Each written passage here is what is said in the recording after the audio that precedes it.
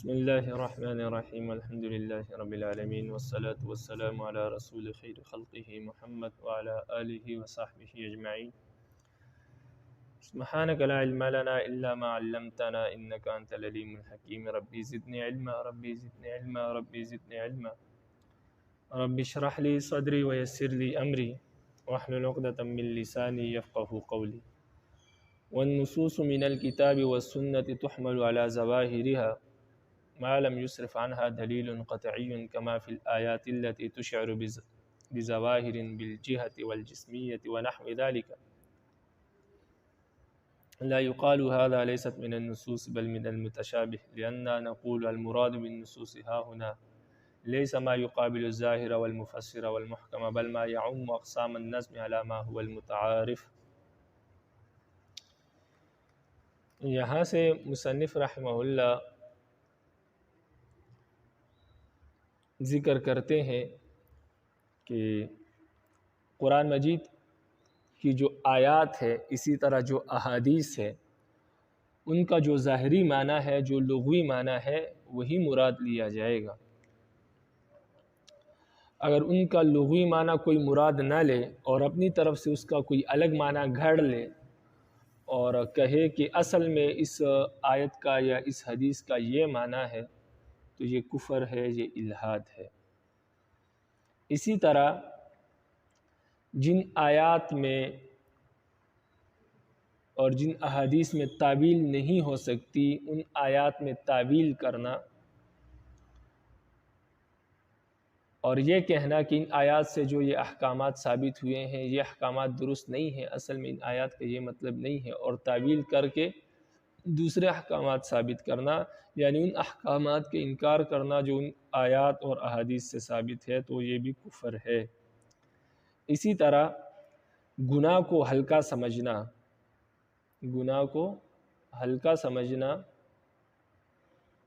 کہ کوئی بات نہیں ہے، گناہ ہی ہے،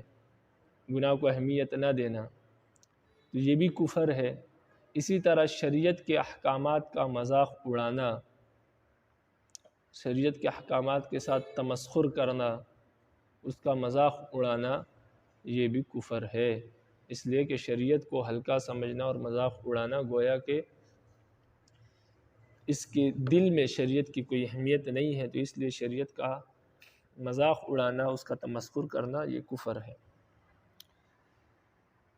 تو یہ تین باتیں مصنف نے ذکر کی ہے اور شارح نے پھر ان میں سے ہر ایک بات کی تفصیل بیان کی ہے، تشریح بیان کی ہے۔ تو پہلی بات جو مصنف نے ذکر کی وہ یہ ہے کہ قرآن اور احادیث کے جو نصوص ہے، نصوص سے مراد یعنی قرآن کی آیات اور احادیث، یعنی اللہ اور رسول صلی اللہ علیہ وسلم کی باتوں کو نصوص کہتے ہیں اصطلاح میں، رب العالمین کی باتوں کو اور نبی علیہ السلام کی باتوں کو نصوص کہتے ہیں۔ تو ہم اس کا ظاہری معنی یہ کرتے ہیں کہ قرآن مجید کی آیات اور احادیث کو اپنے ظاہری معنی پر محمول کیا جائے گا، یعنی ان دونوں سے ان کا جو لغوی معنی ہے وہ مراد لیا جائے گا، لغوی معنی کے علاوہ کوئی دوسرا معنی مراد نہیں لیا جائے گا، جب تک کہ کوئی ایسی دلیل موجود نہ ہو جو ہمیں یہ بتائے کہ یہاں پر اس کا لغوی معنی موجود نہیں ہے، یہاں پر اس آیت کا یا ان حدیث کے الفاظ کا لغوی معنی مراد نہیں ہے، کوئی دوسرا معنی مراد ہے۔ تو کوئی اگر دلیل قطعی موجود ہو اور دلیل قطعی ہمیں یہ بتائے کہ یہاں پر یہ معنی موجود نہیں ہے، یہ معنی اس کا مراد نہیں ہے، تو ایسی صورت میں پھر ہم ظاہری معنی اور لغوی معنی مراد نہیں لیں گے، پھر ہم دوسرا معنی مراد لیں گے۔ لیکن اگر کوئی دلیل قطعی موجود نہیں ہے جو ہمیں یہ بتائے کہ یہاں پر اس کا یہ معنی نہیں ہے، تو ایسی صورت میں پھر ہم اس کا ظاہری معنی ہی مراد لیں گے۔ تو لفظ کو اپنے ظاہری معنی پر محمول کیا جائے گا جب تک کہ کوئی دلیل قطعی نہ ہو جو یہ بتائے کہ یہاں پر لفظ کا ظاہری معنی نہیں ہے، اور دلیل قطعی اجماع بھی ہو سکتی ہے، کوئی دوسری آیت بھی ہو سکتی ہے۔ تو اس کی مثال یہ ہے جیسے قرآن مجید کی جتنے بھی آیات ہیں، واقیم الصلاۃ وآتوا الزکوٰۃ وغیرہ وغیرہ، ان کا ظاہری معنی ہی مراد ہے، ان سے کوئی دوسرا معنی مراد لینا یہ جائز نہیں ہے۔ لیکن کچھ آیات ایسی ہے کہ وہاں پر ہم ظاہری معنی مراد نہیں لے سکتے، کیونکہ ظاہری معنی جو ہے وہ اجماع کے خلاف ہے، دلیل قطعی موجود ہے کہ یہاں پر اس کا یہ معنی نہیں ہے۔ جیسے ثم استوى علی العرش ید اللہ علی الجماع، رب العالمین عرش پر بیٹھ گئے، اللہ کا ہاتھ جماعت کے اوپر ہوتا ہے۔ تو یہ ایسے آیات ہے کہ ان کا ہم ظاہری معنی مراد نہیں لے سکتے، اس لیے کہ ظاہری معنی مراد لے تو اس سے یہ بات ثابت ہوتی ہے کہ رب العالمین کا جسم ہے، کیونکہ جسم ہوگا تو وہ بیٹھے گا۔ اور اسی طرح ہاتھ اگر ہم اللہ کے لیے ہاتھ ثابت کریں تو اس سے بھی رب العالمین کے لیے جسم ثابت ہو جائے گا، اور رب العالمین جسم سے پاک ہے، منزہ ہے۔ یہ عقیدہ جو ہے یہ قرآن اور حدیث اور اجماع سے ثابت ہے، تو لہٰذا ان آیات کا یہ معنی ہم مراد نہیں لے سکتے، کیونکہ یہاں پر دلیل قطعی موجود ہے جو ہمیں یہ بتا رہا ہے کہ یہاں پر ان آیات کا یہ ظاہری معنی مراد نہیں ہے، تو پھر ہم اس کے مناسب اس کا معنی لیتے ہیں۔ تو ید اللہ یہ متشابہات میں سے ہے، اور آپ پہلے پڑھ چکے ہیں کہ متشابہات کا معنی، کہ متشابہات کے بارے میں اہل سنت والجماعت یہ کہتے ہیں کہ ہم اس پر یقین رکھتے ہیں، لیکن اس کا جو معنی اور جو مراد ہے وہ اللہ کو معلوم ہے، ہمیں معلوم نہیں ہے۔ باقی اللہ نے ان الفاظ سے جس چیز کا بھی ارادہ کیا ہے ہم اس پر یقین رکھتے ہیں اور ہم اس کو مانتے ہیں۔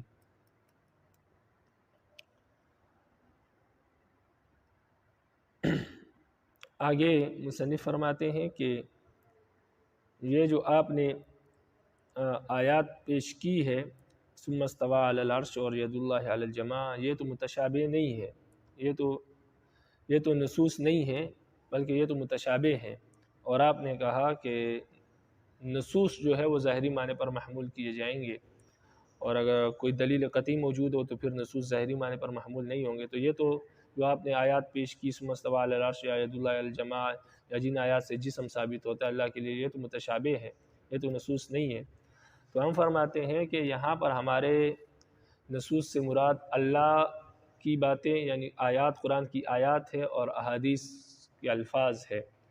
تو قرآن کی آیت کے الفاظ یا حدیث کے الفاظ وہ جس قسم سے بھی ہو، متشابہ ہو، نص ہو، مفسر ہو، محکم ہو، تو ہماری ساری مراد ہے نصوص سے۔ نصوص سے یہاں ہماری مراد وہ نصوص نہیں ہے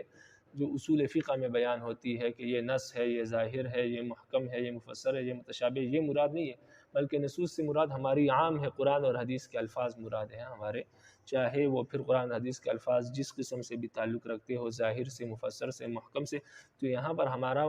نصوص سے مراد اصطلاحی نص نہیں ہے جس کو اصول فقہ میں نص کہتے ہیں، جس کا معنی ظاہر ہو، بلکہ یہاں سے نصوص سے مراد ہماری عام ہے کہ قرآن اور حدیث کے الفاظ مراد ہے، وہ پھر الفاظ جس قسم سے تعلق رکھتے ہو۔ تو لہٰذا یہ اعتراض نہ کیا جائے کہ آپ نے تو اوپر کہا کہ نص اپنے ظاہری معنی پر محمول کیا جائے گا،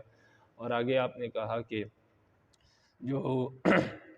آپ ظاہری معنی تب تک مراد لیں گے جب تک کوئی دلیل قطعی نہ ہو، اور جیسے ان آیات میں جسم ثابت ہوتا ہے، ان آیات میں ہم ظاہری معنی مراد نہیں لیتے۔ تو جن آیات میں جسم ثابت ہوتا ہے یہ تو متشابہ ہے، یہ تو نصوص ہے نہیں۔ تو اس کا جواب یہ ہے کہ یہاں نصوص سے مراد ہماری عام ہے، چاہے وہ متشابہ ہو، مفسر ہو، محکم ہو۔ نص سے مراد ہمارا وہ نہیں ہے جو اصول فقہ میں بیان ہوتا ہے کہ یہ نص ہے، یہ ظاہر ہے، یہ محکم ہے، یہ مفسر۔ تو اب آپ کتاب کو دیکھیں، فرماتے وَالنُّصُوصُ مِنَ الْكِتَابِ وَالسُّنَّةِ تُحْمَلُ عَلَى ظَوَاهِرِهَا، کتاب و سنت کے جو نصوص ہے ان کو ظاہری معنی پر محمول کیا جائے گا، ما لم یصرف عنہا دلیل قطعی، جب تک کہ کوئی دلیل قطعی موجود نہ ہو جو ان کو اپنی ظاہری معنی سے پھیر دے۔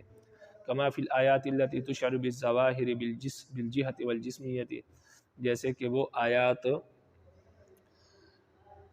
کہ جو اپنے ظاہر کے اعتبار سے رب العالمین کے لیے جہت اور جسمیت کو ثابت کرتے ہیں،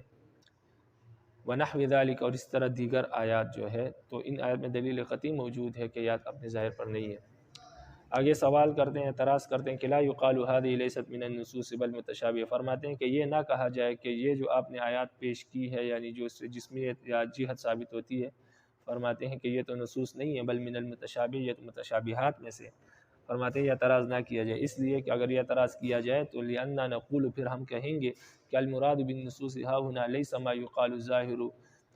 ما يقابل الظاہر والمفسر والمحکم، بل ما يعم اقسام النظم على ما هو المتعارف۔ فرماتے ہیں کہ ہم کہیں گے کہ یہاں نصوص سے مراد ہماری وہ نہیں ہے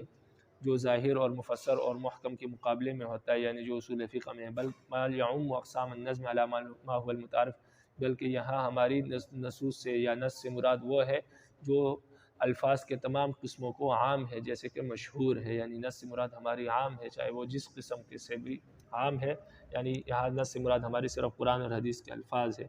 اور پھر لفظ جس قسم سے بھی تعلق رکھتے ہو، تو یہاں پر یعنی ہمارا نص سے مراد لغوی معنی مراد ہے، اصطلاحی نص مراد نہیں ہے۔ اصطلاح میں تو نص وہ ہے جو اصول فقہ میں بیان ہوتا ہے، اور لغوی اعتبار سے نص قرآن اور حدیث کے الفاظ کو کہتے ہیں، تو یہاں پر ہماری مراد وہ ہے جو تمام الفاظ کے تمام قسموں کو شامل ہے، یعنی ہماری مراد نص سے لغوی ہے، نص سے اصطلاحی نہیں ہے، جیسے کہ مشہور ہے۔ والعدول عنها أي عن الظواهر لا معاني يدعيها أهل الباطن وهم الملاحدة وسموا باطنية لأن ادعاءهم أن النصوص ليست على ظواهرها بل لها معان باطنية لا يعرف إلا المعلم وقصدهم بذلك نفي الشريعة بالكلية الحاد أي ميل وعدول للإسلام واتصال وإلصاق بكفر لكونه تقديما للنبي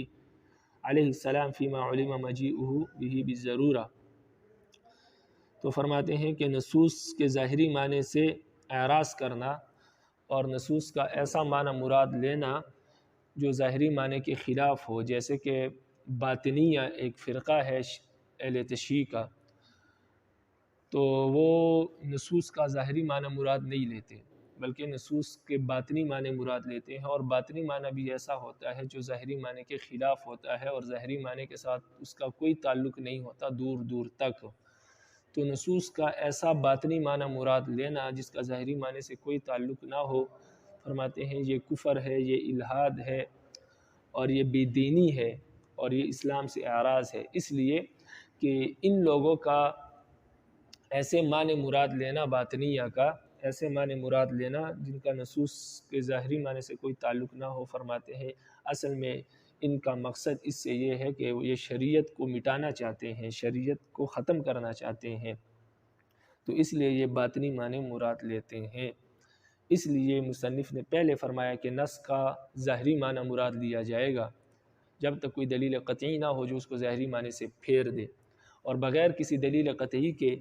کسی آیت کا لغوی معنی مراد نہ لینا یہ درست نہیں ہے،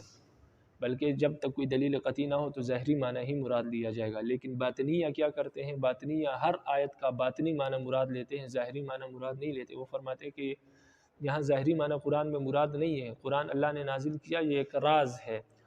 اور جب یہ راز ہے تو عام لوگوں کو اس کی سمجھ نہیں آتی، عام لوگ کچھ سمجھتے ہیں اور اصل میں اس کا معنی کچھ ہوتا ہے۔ تو فرماتے ہیں یہ راز ہے، یہ صرف ہمارا جو امام ہے، جو امام غائب ہے، جو غار میں چھپا ہوا ہے، یعنی امام مہدی، ان کو قرآن کے صحیح معانی کا علم ان کو ہے کہ قرآن کے کس لفظ سے کیا مراد ہے،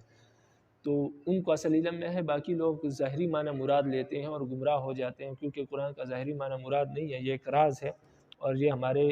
جو امام گزر چکے ہیں جو غائب ہے ان کو معلوم تھا کہ یہ راز کیا ہے، تو امام کو ہی معلوم ہو سکتا ہے کہ ان نصوص سے الفاظ کے کیا معنی مراد ہے، یا جو ہمارے امام پہلے گزر چکے ہیں ان کو معلوم تھا، عام لوگوں کو یہ معنی معلوم نہیں ہو سکتے۔ تو ہم فرماتے ہیں کہ جب عام لوگوں کو یہ معنی معلوم نہیں ہو سکتے تو پھر تو قرآن مجید کے نازل کرنے کا جو مقصد ہے وہی ختم ہو جاتا ہے۔ بہرحال وہ باطنی معنی کون کون سے باطنی معنی مراد لیتے ہیں، تو اس کی مثال یہ ہے کہ قرآن مجید میں جنت اور جہنم کا ذکر آیا ہے، تو وہ فرماتے ہیں یہاں جنت اور جہنم سے مراد کوئی جو ہم عام لوگ مراد لیتے ہیں کہ جنت سے مراد باغات ہے اور جہنم سے مراد آگ ہے، فرماتے ہیں یہ مراد نہیں ہے، بلکہ جنت سے مراد یہ ہے کہ انسان کے بدن کا شرعی احکامات سے آزاد ہو جانا، اس کو جنت کہتے ہیں، یعنی انسان کو وہ مرتبہ مل جائے کہ وہ شرعی احکام کا پابند نہ رہے، اور جہنم سے مراد یہ ہے کہ انسان شرعی احکام کے تکلیفوں میں ہو، اور وضو سے مراد امام کی محبت ہے، اور غسل سے مراد امام کے ساتھ عہد و پیمان کی تجدید کرنا ہے، اور اس طرح باطنیہ نے تمام آیات میں تقریباً کیا کیا ہے؟ باطنی معنی مراد لیا ہے، اور بہت سے ناجائز امور کو جائز قرار دے دیا ہے اس طرح، اور اس طرح انہوں نے محرم رشتہ داروں کے ساتھ نکاح کرنے کو بھی جائز قرار دیا، کیونکہ وہ قرآن کا ظاہری معنی مراد نہیں لیتے اور باطنی معنی مراد لیتے، اور ایسے معنی مراد لیتے جن کا کوئی تعلق ہی نہیں۔ اب وضو سے یہ معنی مراد لینا کہ وضو سے مراد امام کے ساتھ محبت کرنا ہے، تو یہ کوئی معنی نہیں ہے۔ پہلے تشریح کیا جو امام ہے وہ معنی پہلے گزر چکا کہ وہ امام کسے کہتے ہیں۔ بہرحال اہل باطنیہ کا یہ معنی مراد لینا، ایسے معنی مراد لینا، یہ کفر ہے، یہ الحاد ہے، یہ اسلام سے اعراض ہے، اور اصل میں اس کا مقصد یہ ہے کہ اسلام کی نفی کرنا ہے۔ اس لیے اس فرقے کو باطنیہ کہتے ہیں، کیونکہ یہ کسی آیت کا ظاہری معنی مراد نہیں لیتے، باطنی معنی مراد لیتے ہیں۔ اس لیے مصنف نے پہلے فرمایا کہ اہل سنت والجماعت کا یہ عقیدہ ہے کہ الفاظ کا، قرآن اور حدیث کے الفاظ کا ظاہری معنی مراد لیا جائے گا، اس کا کوئی باطنی معنی مراد نہیں لیا جائے گا۔ ہاں کوئی دلیل ایسی ہو کسی آیت کے بارے میں قطعی طور پر کہ یہاں پر اس کا ظاہری معنی مراد نہیں ہے، تو وہ ہم نے آیات پیش کر دی، جیسے متشابہ آیات ثم استوی علی العرش وغیرہ، تو یہاں پر اس کا ظاہری معنی مراد نہیں ہے، کیونکہ ظاہری معنی مراد ہو تو پھر عقیدے پر ضرب پڑتی ہے کہ اللہ کے لیے جسم ثابت ہوتا ہے، تو وہاں پر تو اہل سنت والجماعت ظاہری معنی مراد نہیں لیتے، لیکن اس کی ماسوا قرآن حدیث میں ہر جگہ ظاہری معنی مراد لیا جائے گا۔ لیکن باطنیہ جو ہے یہ باطنی معنی مراد لیتے ہیں، اور ایسے معنی مراد لیتے ہیں جو بالکل اسلام کے خلاف ہے، اور اس سے بہت سے ناجائز امور کو وہ جائز ثابت کرتے ہیں۔ تو جب اس طرح ہو جائے تو پھر تو کوئی بھی شخص اٹھ کر کہے گا کہ قرآن کی اس آیت کا یہ معنی ہے، تو اس سے قرآن اور حدیث اور شریعت بالکل ختم ہو کے رہ جائے گی، اور اصل میں ان کا مقصد بھی یہی ہے کہ شریعت بالکل مسخ ہو جائے، ختم ہو جائے۔ تو اس لیے باطنیہ کے یہ عقائد اور باطنیہ کا نصوص سے باطنی معنی مراد لینا یہ کفر ہے، یہ الحاد ہے، تو لہٰذا اس وجہ سے یہ باطنی معنی مراد لینا جائز نہیں ہے، اور ان لوگوں کو اس لیے باطنیہ کہتے ہیں کہ یہ ہر لفظ کا باطنی معنی مراد لیتے ہیں۔ کتاب کو دیکھیں، فرماتے والعدول عنها عن الظواہر الى معان يدعیها اہل الباطن وهم الملاحدہ وسموا الباطنیہ لأن ادعاءهم ان النصوص ليست على ظواہرها بل لها معان باطنیہ لا يعرفها الا المعلم وقصد بذلك نفی الشریعۃ بالکلیہ۔ فرماتے ہیں کہ ظاہری معنی سے اعراض کرنا اور ایسے معنی مراد لینا جن کا دعویٰ اہل باطن کرتے ہیں، اور اہل باطن کون ہے؟ فرماتے ہیں وہ الملاحدہ، یہ ملحدین ہے، یعنی یہ دین کو ختم کرنے والے، دین میں زیادتی کرنے والے کو ملحد کہتے ہیں، یعنی یہ فرقہ ملحدین کا فرقہ ہے، وسموا الباطنیہ، اور ان کو باطنیہ کہتے ہیں، اس لیے کہ ان کا دعویٰ ہے کہ جو بھی نصوص ہے قرآن حدیث کے یہ اپنے ظاہری معنی پر محمول نہیں ہے، بلکہ ان کے باطنی معنی ہیں،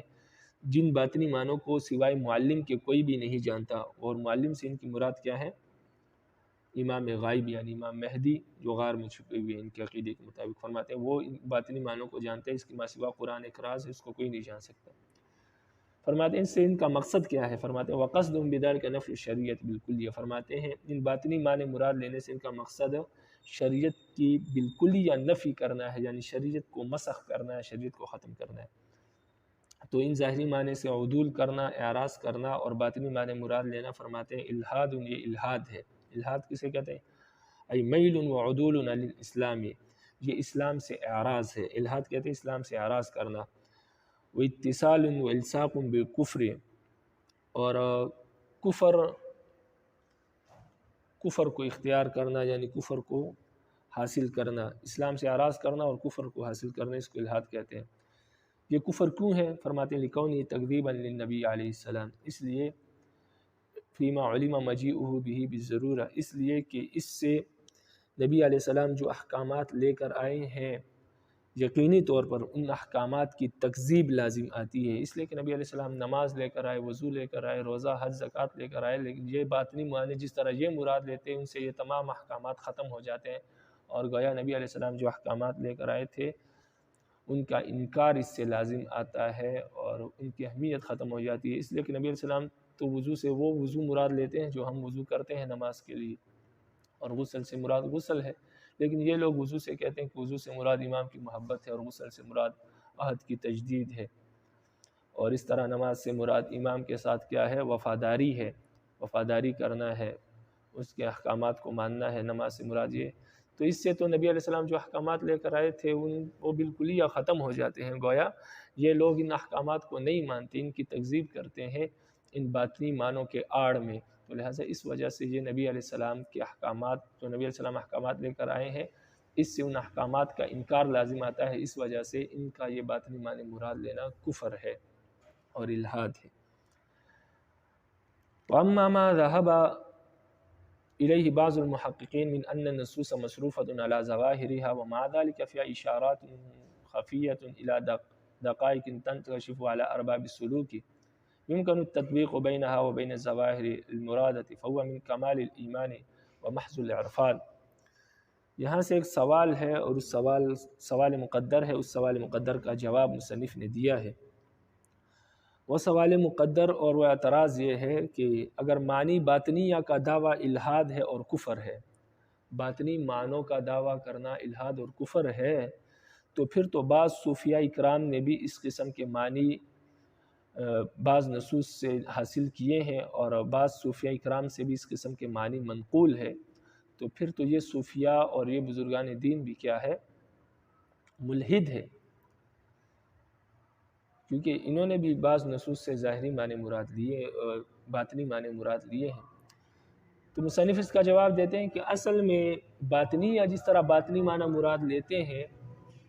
اور صوفیہ اکرام جس طرح باطنی معنی مراد لیتے ہیں، ان دونوں میں زمین و آسمان کا فرق ہے۔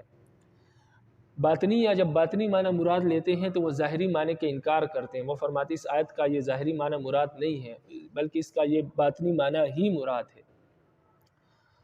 اور صوفیہ اکرام جب کسی آیت یا حدیث کا باطنی معنی مراد لیتے ہیں تو وہ فرماتے ہیں کہ اصل معنی اس کا ظاہری معنی ہی ہے، وہ ظاہری معنی کے انکار نہیں کرتے، لیکن فرماتے ہیں کہ اس میں اس معنی کی طرف بھی اشارہ ہے، دقیق اشارہ اور ہلکا سے اشارہ اس معنی کی طرف بھی ہے، اور وہ پھر صوفیہ اس معنی کی وضاحت کرتے ہیں۔ تو وہ صوفیہ ظاہری معنی کے منکر نہیں ہوتے، بلکہ ظاہری معنی کے ساتھ ساتھ وہ ایک دوسرے معنی کی طرف بھی لوگوں کی توجہ فرما دیتے ہیں کہ اس سے یہ بھی مراد ہے،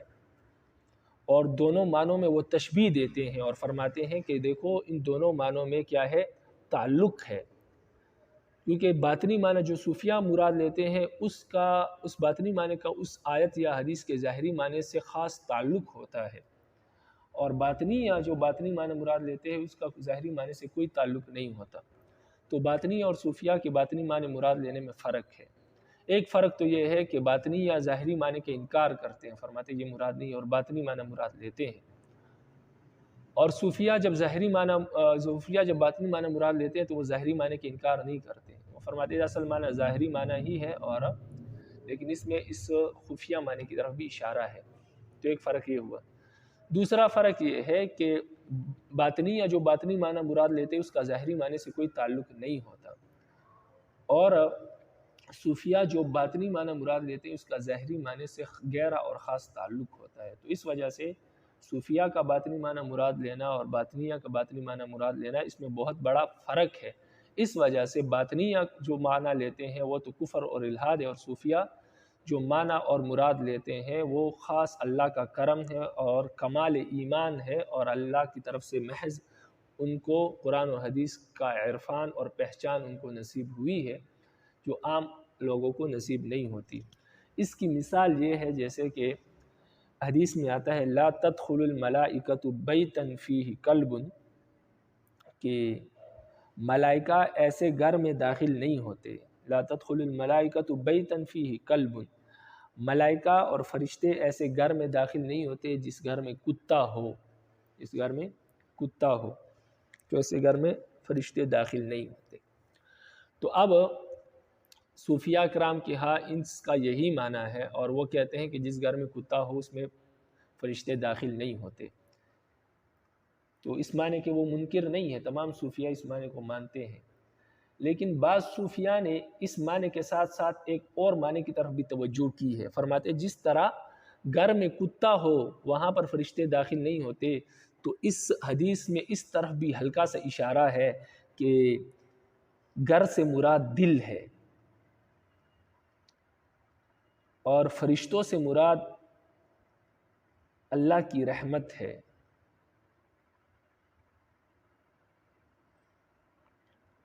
اور کتے سے مراد دل کی بیماریاں ہیں، تو فرشتوں سے مراد اللہ کی رحمت ہے، گھر سے مراد دل ہے، اور کتے سے مراد دل کی بیماریاں ہیں اور شہوات ہے۔ تو فرماتے ہیں دل کی بیماریاں جیسے حسد ہے، کینہ ہے، بغض ہے، تکبر ہے، فرماتے ہیں یہ مراد ہے کتے سے۔ تو حدیث کا مطلب اس لحاظ سے یہ بنتا ہے کہ جس دل میں حسد، کینہ، بغض وغیرہ اور شہوات ہو، وہاں پر اللہ کی رحمت اور اللہ کی معرفت نہیں اترتی۔ اس دل کو پہلے ان بیماریوں سے خالی کرنا پڑے گا، اس کے بعد اللہ کی رحمت اور اللہ کی محبت اس میں اترے گی اور اس دل میں سما جائے گی۔ لیکن جب تک اس دل میں دل کی بیماریاں موجود ہے، تکبر، حسد وغیرہ موجود ہے، اس وقت تک اللہ کی محبت اس میں پیوست نہیں ہو سکتی، اس میں نہیں اتر سکتی۔ تو فرماتے ہیں کہ اس حدیث میں اس طرح بھی اشارہ ہے کہ جس طرح گھر میں کتا ہو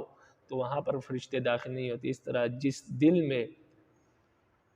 کینہ، بغض، حسد وغیرہ ہو وہاں پر اللہ کی محبت بھی داخل نہیں ہو سکتی۔ تو صوفیہ اس طرح معنی لیتے ہیں، لیکن وہ صوفیہ ظاہری معنی کے انکار نہیں کرتے، ظاہری معنی کے ساتھ ساتھ وہ ایک باطنی معنی بھی مراد لیتے ہیں، لیکن اس باطنی معنی کا ظاہری معنی سے گہرا تعلق ہے، کیونکہ جب کتا جب بونگتا ہے تو فرشتے داخل نہیں ہوتے، تو جس دل میں کینہ، بغض، حسد وغیرہ وہاں پر اللہ کی محبت کیسے داخل ہو سکتی؟ تو یہ تعلق ہوتا ہے۔ اس لیے صوفیہ جو ظاہری باطنی معنی مراد لیتے ہیں وہ الحاد اور کفر نہیں ہے، کیونکہ وہ ظاہری معنی کے انکار نہیں کرتے، اور باطنیہ جو باطنی معنی مراد لیتے ہیں وہ اس لیے کفر ہے کہ وہ ظاہری معنی کے انکار کر دیتے ہیں، اور وہ جو احکامات ثابت ہوتے ہیں گویا اس کا بالکل یا وہ منکر ہوتے ہیں۔ اس وجہ سے باطنیہ کا باطنی معنی مراد لینا اور ظاہری معنی کو چھوڑ دینا یہ کفر ہے، اور صوفیہ کا باطنی معنی مراد لینا یہ کفر نہیں ہے، اس لیے کہ وہ ظاہری معنی کو چھوڑتے نہیں ہے، ظاہری معنی پہلے مراد لیتے ہیں اور پھر کہتے ہیں کہ ہلکا سے اشارہ اس باطنی معنی کی طرف بھی ہے۔ تو فرماتے ہیں وَأَمَّا مَا ذَهَبَ إِلَيْهِ بَعْضُ الْمُحَقِّقِينَ مِنْ أَنَّ النُّصُوصَ مَصْرُوفَةٌ عَلَى ظَوَاهِرِهَا وَمَعَ ذَلِكَ فِيهَا إِشَارَاتٌ خَفِيَّةٌ إِلَى دَقَائِقٍ تَنْكَشِفُ عَلَى أَرْبَابِ السُّلُوكِ يُمْكِنُ التَّطْبِيقُ بَيْنَهَا وَبَيْنَ الظَّوَاهِرِ الْمُرَادَةِ فَهُوَ مِنْ كَمَالِ الْإِيمَانِ وَمَحْضِ الْعِرْفَانِ۔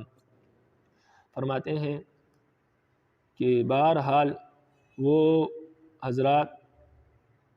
بہرحال وہ بات جس کی جانب بعض محققین گئے ہیں کہ نصوص اپنے ظاہر پر محمول ہو، اور اس کے ساتھ ساتھ ان نصوص میں ایسے مخفی اشارات ہو اور ایسے دقائق موجود ہو، اور ان نصوص میں ایسے مخفی اشارات ہو اور ایسے دقائق موجود ہو جو کہ ارباب سلوک پر یعنی صوفیاء پر ظاہر ہوتے ہیں، اور ایسے اشارات ہیں کہ يمكن التطبيق بينها وبين الظاہر المرادہ، کہ ان اشارات کی ظاہری معنی کے ساتھ تطبیق ممکن ہے۔ تو فرماتے ہیں یہ اشارات جو ہے یہ کمال ایمان ہے اور محض اللہ کی طرف سے عرفان ہے۔ تو فرماتے ہیں بعض محققین جو اس طرف گئے ہیں کہ نصوص اپنے ظاہر پر محمول ہوتے ہیں، لیکن اس کے ساتھ ساتھ اس میں کوئی مخفی اشارات بھی ہوتے ہیں اور ایسی دقیق باتیں بھی ہوتی ہے، باریک باتیں بھی ہوتی ہے جو صرف صوفیاء پر ظاہر ہوتی ہے، اور یہ خفیف اشارات اور دقیق باتوں کا ظاہری معنی کے ساتھ تطبیق ممکن ہوتی ہے، یعنی دونوں کا تعلق ممکن ہوتا ہے۔ تو فرماتے ہیں کہ یہ کوئی الحاد نہیں ہے، یہ بلکہ یہ کمال ایمان ہے اور محض اللہ کا عرفان ہے۔ تو جو محققین اس بات کے قائل ہے کہ بعض صوفیاء پر باطنی معنی ظاہر ہوتے ہیں، لیکن ان باطنی معنوں کا ظاہری معنی سے تعلق ہوتا ہے، اور وہ ظاہری اور وہ قرآن کی آیت اور نصوص اپنے ظاہری معنی پر ہی محمول ہوتے ہیں، لیکن ساتھ باطنی معنی کی طرف اشارہ ہوتا ہے۔ فرماتے ہیں یہ کوئی الحاد نہیں ہے، یہ تو کمال ایمان ہے، یہ محض عرفان ہے، جو خاص لوگوں کو اللہ نصیب فرماتے ہیں کہ ان کو قرآن کی باطنی معنی، ظاہری معنی کے ساتھ ساتھ باطنی معنی کا بھی علم ہو جاتا ہے۔ لیکن باطنی یا جس طرح باطنی معنی مراد لیتے ہیں اور ظاہری معنی کی انکار کرتے ہیں تو یہ کفر ہے، اس لیے کہ قرآن میں اصل ظاہری معنی ہے، باطنی معنی دوسری چیز ہے، وہ دوسرے درجے کا تعلق ہے۔ سب سے پہلے امت کے لیے ظاہری معنی پر عمل کرنا ضروری ہے، ظاہری معنی پر عمل کریں گے تو بعض اوقات باطنی معنی کا آپ کے سامنے اظہار ہو جائے گا، لیکن صرف باطنی معنی کو مراد لینا اور وہ بھی ایسا باطنی معنی جن کا ظاہری معنی سے کوئی تعلق نہ ہو اور ظاہری معنی کا انکار کر دینا یہ کفر ہے جو کہ باطنیہ کرتے ہیں۔ آگے فرماتے ہیں وَرَدُّ النُّصُوصِ بِأَن يُنْكَرَ الْأَحْكَامُ الَّتِي دَلَّتْ عَلَيْهِ النُّصُوصُ الْقَطْعِيَّةُ مِنَ الْكِتَابِ وَالسُّنَّةِ كَحَشْرِ الْأَجْسَادِ مثلا كفر لكونه تكذيبا صريحا لله تعالى ورسوله عليه السلام، فمن قذف عائشة بالزنا كفر، واستحلال المعصية صغيرة كانت أو كبيرة كفر إذا ثبت كونها معصية بدليل قطعي وقد علم ذلك مما سبق۔ یہاں سے فرماتے ہیں کہ نصوص کا اپنے ظاہری معنی سے پھیر دینا، اور اس طور پر پھیر دینا کہ اس سے ان احکامات کا انکار لازم آ جائے جن احکامات پر وہ نصوص دلالت کرتے ہیں قطعی طور پر، یعنی جن نصوص میں تعویل نہیں ہو سکتی ان نصوص میں تعویل کرنا، اور ایسی تعویل کرنا کہ اس سے ان احکامات کا انکار لازم آتا ہے جو احکامات ان نصوص سے ثابت ہوتے ہیں، تو فرماتے ہیں کہ یہ کفر ہے۔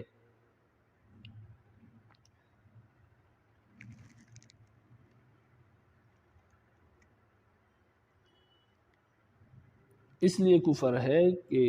مثال کے طور پر کہ قرآن اور حدیث سے یہ بات ثابت ہوتی ہے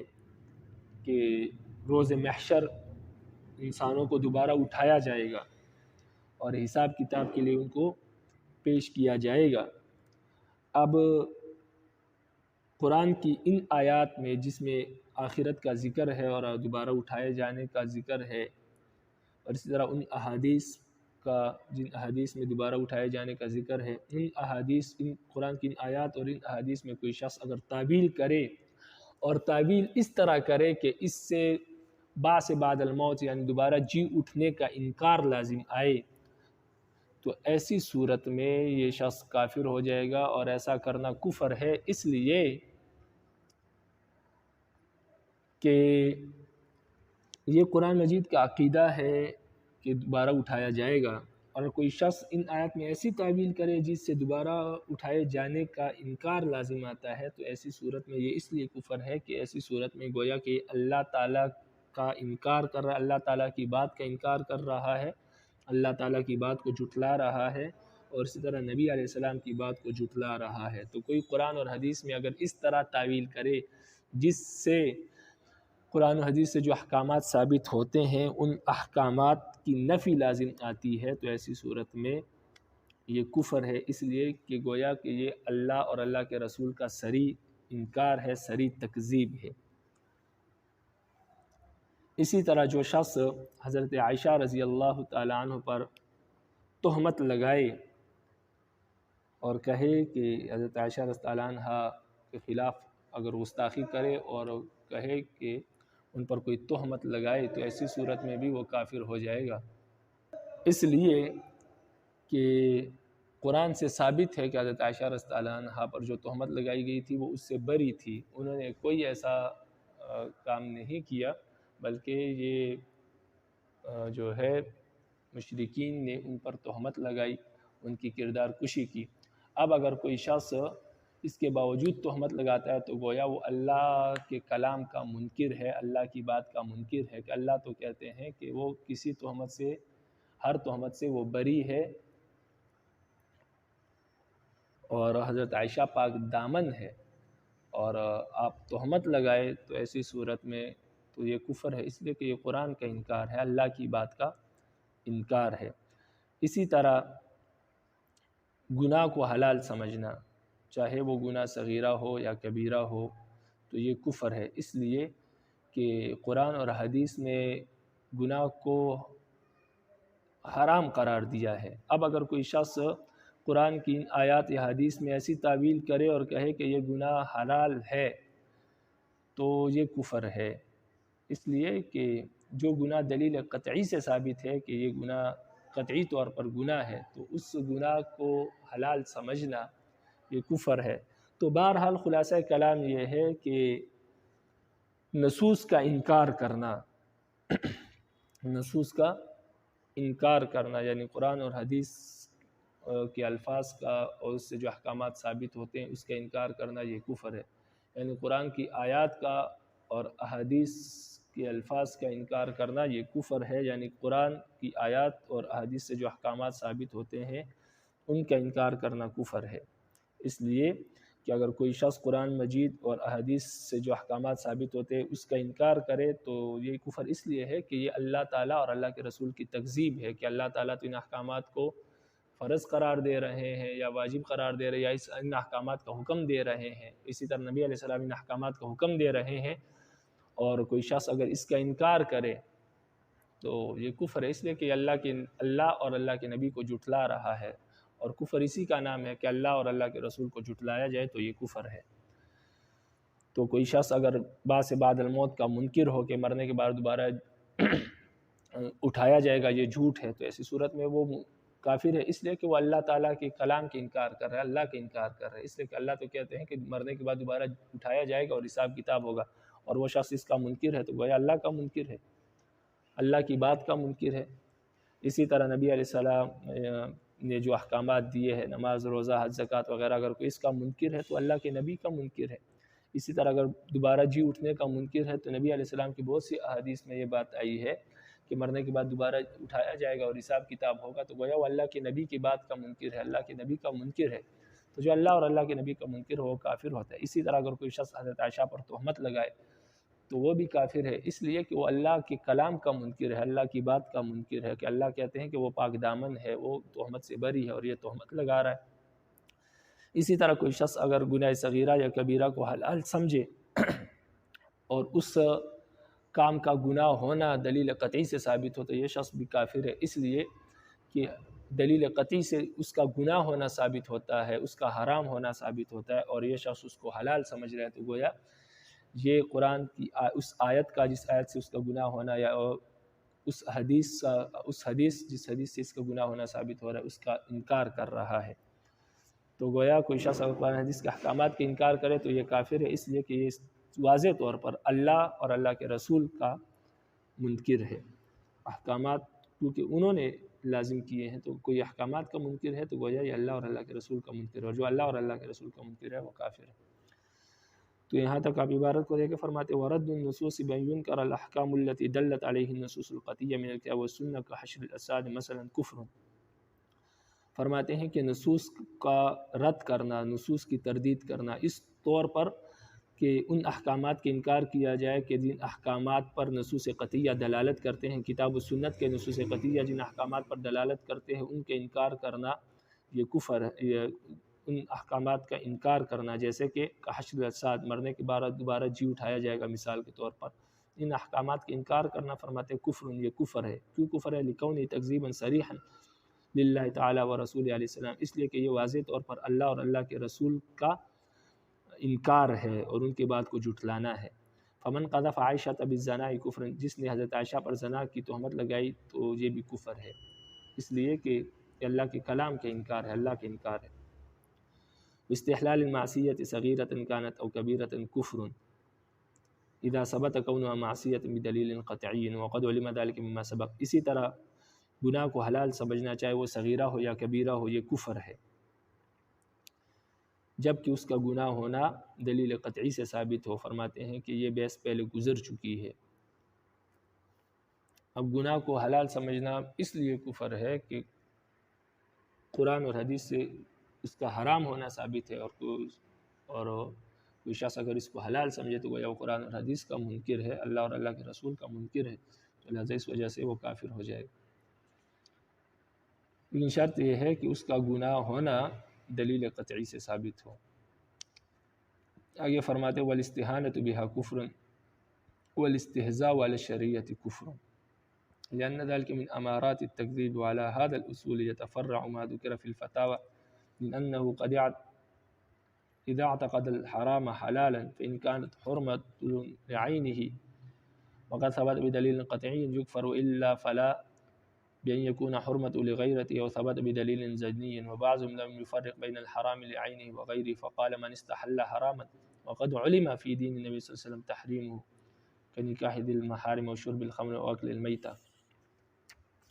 یہاں سے فرماتے ہیں کہ گناہ کو ہلکا سمجھنا یہ بھی کفر ہے، اس لیے کہ گناہ بہت بڑی چیز ہے، اللہ کی ناراضگی اس سے لازم آتی ہے، تو کوئی شخص اگر اس کو ہلکا سمجھے اور گناہ کو کوئی وقت اور اہمیت ہی نہ دے تو یہ بھی کفر ہے، اس لیے کہ رب العالمین نے تو گناہ کو بڑی اہمیت دی ہے اور اپنی ناراضگی اور اللہ اپنے رسول کی ناراضگی کا سبب قرار دیا ہے، اور کوئی اس کو ہلکا سمجھے کہ کوئی بات نہیں گناہ ہی ہے تو یہ کفر ہے۔ اسی طرح شرعی احکامات کے ساتھ مذاق کرنا، اس کا تمسخر اڑانا یہ بھی کفر ہے، اس لیے کہ شرعی احکامات کا مذاق اڑانا یہ گویا کہ تکذیب کی علامت ہے، کیونکہ جھٹلانے کی علامت ہے، اس لیے کہ مذاق وہی اڑاتا ہے جو نہیں مانتا۔ جو شرعی احکام کو مانے گا وہ کبھی بھی مذاق نہیں اڑائے گا۔ تو گویا جو شخص شرعی احکامات کا مذاق اڑا رہا ہے، اس کا مطلب یہ ہے کہ وہ ان احکامات کا منکر ہے۔ تو مذاق اڑانا شریعت کا، یہ شریعت کے انکار کی علامت ہے، شریعت کو جھٹلانے کی علامت ہے، تو اس لیے یہ کفر ہے۔ تو شرعی احکامات کا مذاق اڑانا یہ کفر ہے، اس لیے کہ کفر کی علامات میں سے، جھٹلانے کی علامات میں سے، اس لیے شریعت کا مذاق اڑانا یہ بھی کفر ہے۔ فرماتے ہیں کہ شرعی احکامات کا مذاق اڑانا یہ کفر ہے، اسی طرح گناہ کو ہلکا سمجھنا یہ کفر ہے۔ فرماتے ہیں جب یہ اصول آپ کے ذہن نشین ہو گئے تو پھر آپ سمجھ لیں کہ صاحب فتاویٰ نے، جو فتاویٰ کی کتابیں ہیں، مختلف فتاوی جات ہیں، ان میں علماء نے بہت سے مسائل ان اصول پر متفرع کیے ہیں، ان اصول کی بنیاد پر انہوں نے بہت سے مسائل ذکر کیے ہیں۔ ایک مسئلہ اس میں یہ بھی ہے کہ کوئی شخص اگر حرام کو حلال سمجھے تو وہ بھی کافر ہو جائے گا، اس لیے کہ گویا کہ وہ گناہ کو ہلکا سمجھ رہا ہے، اور اوپر 20 بات کا ذکر ہوا کہ گناہ کو حلال سمجھنا یہ کفر ہے۔ تو لہٰذا اس اصول پر علماء نے یہ مسئلہ ذکر کیا ہے فتاوی جات میں کہ اگر کوئی شخص گناہ کو، حرام کو حلال سمجھے تو وہ کافر ہو جائے گا، اس لیے کہ وہ جو ہے گناہ کو ہلکا سمجھ رہا ہے اور گناہ کو، حرام کو حلال سمجھ رہا ہے، تو گویا وہ کافر ہو جائے گا۔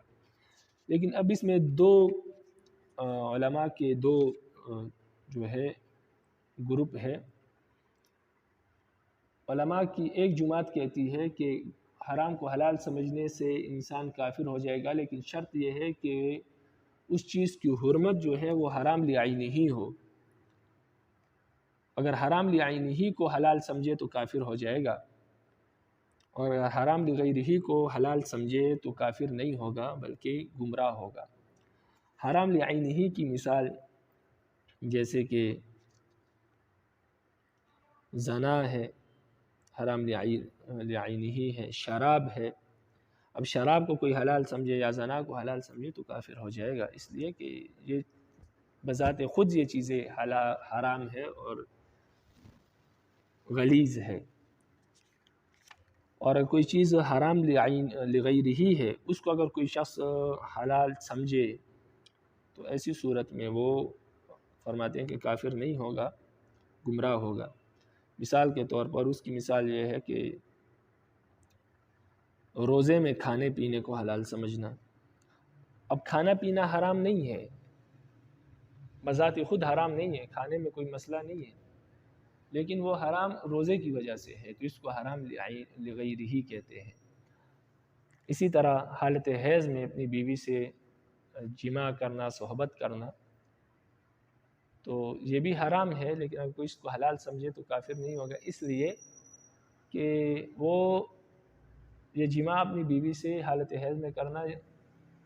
تو جماع حرام نہیں ہے، لیکن جماع جو حرام ہوا ہے وہ حیض کی وجہ سے ہوا ہے، تو اس کو حرام لغیرہ کہتے ہیں۔ یعنی جماع میں خود کوئی غلیظ یا گندی چیز نہیں ہے، لیکن حیض کی وجہ سے اس میں غلاظت آ گئی، گندگی آ گئی، حرمت آ گئی، تو اس کو حرام لغیرہ کہتے ہیں۔ تو بعض علماء کا یہ مسلک ہے کہ حرام لعینہ کو اگر حلال سمجھے گا تو کافر ہو جائے گا، حرام لغیرہ کو اگر حلال سمجھے گا تو کافر نہیں ہوگا، گمراہ ہوگا۔ اور بعض علماء فرماتے ہیں کہ نہیں، اگر حرام کو حلال سمجھے گا تو کافر ہو جائے گا، حرام کو حلال سمجھے گا تو کافر ہو جائے گا، بے شک وہ حرام لعینہ ہو یا حرام لغیرہ ہو، دونوں صورتوں میں اگر کوئی شخص حرام کو حلال سمجھے گا تو کافر ہو جائے گا، چاہے وہ حرام لعینہ ہے یا حرام لغیرہ ہے، دونوں صورتوں میں جو حرام کو حلال سمجھنے والا ہے وہ کافر ہو جائے گا۔ تو ان کے نزدیک پھر عام ہے، چاہے جس بھی گناہ کو حلال سمجھے گا کافر ہو جائے گا، کیونکہ تمام گناہ حرام ہے، تو جو بھی حرام ہے، حرام کو حلال سمجھنے والا کافر ہو جائے گا۔ ہاں، حرام کو کرے تو کرنے سے کافر نہیں ہوگا، بہت سے لوگ شراب پیتے ہیں، زنا کرتے ہیں، لیکن اس سے وہ گناہگار ہوتے ہیں لیکن کافر نہیں ہوتے، لیکن اگر کوئی شخص شراب کو حلال سمجھے کہ یہ میرے لیے حلال ہے، اس میں کوئی گناہ نہیں ہے، تو ایسی صورت میں کافر ہو جائے گا۔ تو بعض علماء کے نزدیک مطلق ہے، جس بھی گناہ کو، جس بھی حرام کو حلال سمجھے گا کافر ہو جائے گا۔ تو لہٰذا ان کے نزدیک ہر وہ کام جو نبی علیہ السلام کی شریعت میں حرام ہو، چاہے وہ حرام لعینہ ہی ہو یا حرام لغیرہ ہی ہو، اس کو حلال سمجھنے سے ان کے نزدیک انسان کافر ہو جائے گا۔ تو ان کے نزدیک جیسے اپنے محرم رشتہ داروں سے نکاح کرنا، اس کو کوئی شخص اگر حلال سمجھے تو کافر ہو جائے گا، حالانکہ یہ حرام لغیرہ ہی ہے۔ اسی طرح شراب پینے کو کوئی حرام سمجھے تو کافر ہو جائے گا، یہ شراب کو پینا یہ حرام لعینہ ہی ہے۔ یا اسی طرح مردار کو کھانا، خون کا پینا، خون کو حلال سمجھے، خنزیر کے گوشت کو حرام سمجھے بغیر کسی ضرورت کے، تو کافر ہو جائے گا ان کے نزدیک، اس لیے کہ یہ سارے اشیاء جن کا ہم نے ذکر کیا، اگر ان کو کوئی شخص حلال نہ سمجھے اور کرے تو یہ تو گناہ ہے۔ یعنی اگر کوئی شراب پیے، زنا کرے یا حرام گوشت کھائے تو یہ گناہ ہے اگر حلال نہ سمجھے، لیکن اگر کوئی شخص اس کو حلال سمجھے تو ایسی صورت میں یہ کفر ہے۔ اسی طرح اگر کوئی شخص نبیذ کے پینے کو اس حد تک نبیذ کے پینے کو حلال سمجھے کہ اس سے نشہ آ جائے تو یہ بھی کفر ہے، اس لیے کہ اتنی نبیذ پینا جس سے نشہ آ جائے تو یہ کیا ہے؟ حرام ہے۔ تو اگر کوئی شخص نبیذ اس حد تک پیتا ہے کہ اس سے نشہ آ جائے تو یہ حرام غیر ہی ہے، لیکن جو علماء کہتے ہیں کہ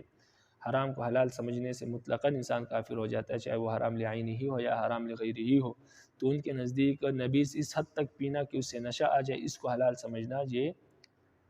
بھی کفر ہے، کیونکہ اتنی نبیذ پینا جس سے نشہ آ جائے یہ بھی حرام ہے، لیکن حرام لغیرہ ہی ہے۔ تو ان علماء کے نزدیک جن کے نزدیک جو ہے حرام کو حلال سمجھنا مطلقاً، چاہے وہ حرام لعینہ ہی ہو یا حرام لغیرہ ہو، تو انسان کافر ہو جاتا ہے، تو ان کے نزدیک نبیذ اس حد تک پینے کو حلال سمجھنا کہ اس سے نشہ آ جائے یہ بھی کفر ہے۔ اور اسی طرح محارم سے نکاح کرنا اور خنزیر کا گوشت کے کھانے کو، شراب پینے کو حلال سمجھنا یہ حرام لعینہ ہی ہے، اور اس سے بھی ان کے نزدیک کافر ہو جاتا ہے، کیونکہ ان کے نزدیک مطلق ہے، چاہے وہ حرام لعینہ ہی ہو یا لغیرہ ہی ہو، کوئی اس کو حلال سمجھے گا تو کافر ہو جائے گا، لیکن اگر ان کاموں کو کرے گا، حرام کو اختیار کرے گا لیکن حلال نہیں سمجھے گا تو فاسق ہوگا۔ تو بہرحال خلاصہ یہ ہے کہ کوئی شخص اگر حرام کو حلال سمجھے تو کافر ہو جائے گا، لیکن علماء کا اس میں اختلاف ہے۔ بعض علماء کہتے ہیں کہ وہ حرام لعینہ ہی کو اگر حلال سمجھے تو کافر ہو جائے گا، حرام لغیرہ ہی کو اگر حلال سمجھے گا تو کافر نہیں ہوگا، اور بعض علماء کہتے ہیں کہ نہیں، حرام کو اگر حلال سمجھے گا تو کافر ہو جائے گا، چاہے وہ حرام لعینہ ہی ہو یا حرام لغیرہ ہی ہو۔ تو یہاں تک آپ عبارت کو دیکھیں، فرماتے والاستہانۃ بہا کفر، اور گناہ کو ہلکا سمجھنا یہ کفر ہے، والاستہزاء علی شریعت کفر، اسی طرح شریعت کا مذاق اڑانا یہ بھی کفر ہے، لأن ذلک من علامات امارات التکذیب، اس لیے کہ شریعت کا مذاق اڑانا یہ تکذیب کی علامات میں سے ہے۔ وعلی ھذی الاصول، فرماتے ہیں اسی اصول پر یتفرع ما ذکر فی الفتاوی، اسی اصول پر بہت سے مسائل متفرع ہیں جو فتاوی جات میں موجود ہے، اب ان مسائل کا ذکر کر رہے ہیں۔ فرماتے ہیں ومن، اور ان عقائد میں سے، ان فروعی مسائل میں سے ایک مسئلہ یہ بھی ہے کہ انہ اذا اعتقد الحرام حلالا فإن كانت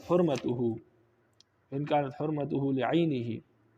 وقد ثبت بدلیل قطعی یکفر الا فلا، فرماتا ہے کہ کوئی شخص حرام کو حلال سمجھے، اگر اس چیز کی حرمت جو ہے وہ حرمت لعینہ ہی ہے، حرام لعینہ ہی ہے، اور اس کی حرمت دلیل قطعی سے ثابت ہے، تو پھر تو اس کو حرام سمجھنے والا کافر ہو جائے گا، وإلا فلا، وگرنہ کافر نہیں ہوگا۔ اس کی صورت یہ ہے کہ بین یکون حرمت لغیرۃ او ثبت بدلیل قطعی ظنی، فرماتے ہیں مثال کے طور پر کہ اس کی حرمت لغیرہ ہی ہو یا دلیل ظنی سے ثابت ہو، تو ایسی صورت میں اس حرام کو حلال سمجھنے والا کافر نہیں ہوگا، گمراہ ہوگا لیکن کافر نہیں ہوگا۔ وبعضهم لم يفرق بین الحرام لعینہ ولغیرہ، اور بعض لوگوں نے حرام لعینہ اور حرام لغیرہ کا کوئی فرق بیان نہیں کیا، فقال، اور فرمایا ہے کہ من استحل حراما وقد علم فی دین النبی صلی اللہ علیہ وسلم تحریمہ، فرماتے ہیں کہ ان لوگوں نے کہا ہے کہ ان لوگوں نے حرام اور حلال کا حرام لعینی اور لغیری کا فرق بیان نہیں کیا، یعنی ان کے نزدیک چاہے حرام لعینی ہی ہو یا حرام لغیری ہی ہو، اس کو حلال سمجھنے سے انسان کافر ہو جاتا ہے۔ فرماتے ہیں وہ لوگ فرماتے ہیں کہ کوئی شخص حرام کو حلال سمجھے حالانکہ اس چیز کی حرمت نبی علیہ السلام کی دین میں ثابت ہو کہ یہ چیز نبی علیہ السلام کے دین میں حرام ہے، اور کوئی شخص اس کو حلال سمجھے تو وہ کافر ہو جائے گا۔ جیسے کہ نکاح دل محارم، جیسے کہ محرم رشتہ داروں سے نکاح کرنا، اور شرب الخمر یا شراب پینا، واکل المیتۃ یا مردار گوشت کھانا، اور الدم یا اسی طرح خون کو حلال سمجھنا، دم مسفوح کو حلال سمجھنا، اب الخنزیر من غیر ضرورہ، بغیر ضرورت کے خنزیر کے گوشت کو حلال سمجھنا۔ فرماتے ہیں فکافر، تو یہ شخص کافر ہوگا، اس لیے کہ یہ حرام کو حلال سمجھ رہا ہے اور یہ چیزیں شریعت میں حرام ہے، اور یہ ساری چیزیں حرام لعینی ہے۔ وفعل هذه الاشیاء بدون الاستحلال فسق، اور فرماتے ہیں کہ ان اشیاء کا کرنے والا، ان گناہوں کو اختیار کرنے والا اس صورت میں کہ ان کو حلال نہ سمجھے، فرماتے ہیں کہ یہ فسق ہے، گناہ ہے۔ تو یہ تو فرمایا کہ جو حرام لعینی ہی ہے ان کو حلال سمجھنے سے، یہ تمام چیزیں حرام لعینی ہیں، ان کو حلال سمجھنے سے کافر ہو جائے گا۔ اور اسی طرح من استحل شرب النبیذ الی ان یسکر کفر، فرماتے ہیں کہ نبیذ کو اس حد تک پینا کہ اس سے نشہ آ جائے، اس حد تک نبیذ کے پینے کو حلال سمجھنا، فرماتے ہیں یہ بھی کفر ہے، حالانکہ یہ حرام لغیر ہی ہے۔ تو ان علماء کے نزدیک عام ہے، چاہے حرام لعینی ہی ہو یا حرام لغیر ہی ہو، کوئی اگر اس کو حلال سمجھے گا تو کافر ہو جائے گا۔ وَأَمَّا لَوْ قَالَ لِحَرَامٍ هَذَا حَلَالٌ بِتَرْوِيجِ السِّلْعَةِ أَوْ بِحُكْمِ الْجَهْرِ لَا يُكْفَرُ، یہاں سے فرماتے ہیں اگر کوئی شخص حرام کو حلال کہے، سمجھے نا، حرام کو صرف حلال کہے، عقیدہ یہ نہ ہو کہ یہ حلال ہے، صرف منہ سے کہے کہ یہ حلال ہے، کیوں؟ اس لیے کہ وہ ایک سامان بیچ رہا ہے، مثلا اس کے پاس گوشت ہے، مردار گوشت ہے اس کے پاس، وہ گوشت بیچ رہا ہے، کہ کوئی اس سے پوچھے کہ یہ گوشت حرام ہے یا حلال، وہ کہے کہ نہیں یہ حلال ہے، باقی اس کو پتہ ہے کہ یہ حرام ہے اور اس کو حرام سمجھتا بھی ہے، لیکن صرف زبان سے کہے کہ یہ حلال ہے، کیوں؟ ترویج صلہ، سامان بیچنے کے لیے، وہ کہتا ہے کہ یہ گوشت میں بیچ لوں، مجھے کچھ پیسے نصیب ہو جائے، پیسے آ جائے میرے پاس، تو اس وجہ سے وہ جھوٹ بولتا ہے کہ یہ حلال ہے۔ تو سامان بیچنے کے لیے اگر کوئی شخص کسی چیز کو حلال کہے، سمجھے نا، صرف کہے، تو اس سے یہ کافر نہیں ہوگا، اس لیے کہ یہ جھوٹ بول رہا ہے، تو جھوٹ بولنے سے کوئی کافر نہیں ہوتا، تو جھوٹ میں اس نے صرف حلال کہا ہے، اس کا عقیدہ یہ نہیں ہے کہ یہ حرام ہے، بلکہ اس کو پتہ ہے کہ یہ حرام ہے، یہ دل سے یہ نہیں سمجھ رہا کہ یہ حلال ہے، دل میں اس کا یہی ہے کہ یہ چیز حرام ہے، لیکن صرف زبان سے کہہ رہا تھا کہ سامان بک جائے، تو اس سے یہ کافر نہیں ہوگا۔ اسی طرح اگر کوئی شخص جاہل ہے، اس کو پتہ نہیں ہے کہ یہ چیز حرام ہے یا حلال ہے، مثال کے طور پر ایک شخص کو پتہ نہیں ہے کہ دم مسفوح حرام ہے، تو اگر وہ کہے کہ بہنے والا خون جو ہے وہ حرام نہیں ہے، حلال ہے، تو ایسی صورت میں وہ کافر نہیں ہوگا، اس لیے کہ اس کو علم ہی نہیں ہے۔ علم کے باوجود اگر کوئی انکار کرے تو کفر ہے، لیکن جب تک علم ہے، علم کے باوجود انکار کرنے کو کفر کہتے ہیں، بغیر علم کے اگر کوئی شخص انکار کرے تو وہ کفر نہیں ہے۔ تو یہ مسئلہ ذکر کر رہے ہیں، فرماتے ہیں اگر کوئی شخص کسی وَلَوْ قَالَ لِحَرَامٍ هَذَا حَلَالٌ لِتَرْوِيجِ السِّلْعَةِ، فرماتے ہیں اگر کوئی شخص کسی حرام چیز کو کہے کہ یہ حلال ہے، سامان کو بیچنے کے لیے، سامان کو رواج دینے کے لیے، اور بحکم الجہل، یا جہالت کی وجہ سے کسی چیز کو حلال کہے، تو فرماتے ہیں لا یکفر، تو ایسے شخص کی تکفیر نہیں کی جائے گی، یعنی ایسا شخص کافر نہیں ہوگا، اس لیے کہ پہلے مسئلے میں وہ جھوٹ بول رہا ہے کیونکہ اس کا عقیدہ یہ نہیں ہے، اور دوسرے مسئلے میں اس کو علم نہیں ہے کہ یہ چیز حرام ہے یا حلال، تو لہٰذا یہ دو شخص کافر نہیں ہوں گے۔ آگے فرماتے ہیں وَلَوْ تَمَنَّا عَلَىٰ أَلَّا يَكُونَ الْخَمْرُ حَرَامًا أَوْ لَا يَكُونَ صَوْمَ رَمْضَانَ فَرْضًا لِمَا يَشُقُّ عَلَيْهِ لَا يُكْفَرُ بِخِلَافِ مَا إِذَا تَمَنَّا أَلَّا يَحْرُمَ الزَّنَا وَقَتْلُ النَّفْسِ بِغَيْرِ حَقٍّ فَإِنَّهُ يُكْفَرُ لأن حرمة هذا ثابت في جميع الأديان موافقة للحكمة،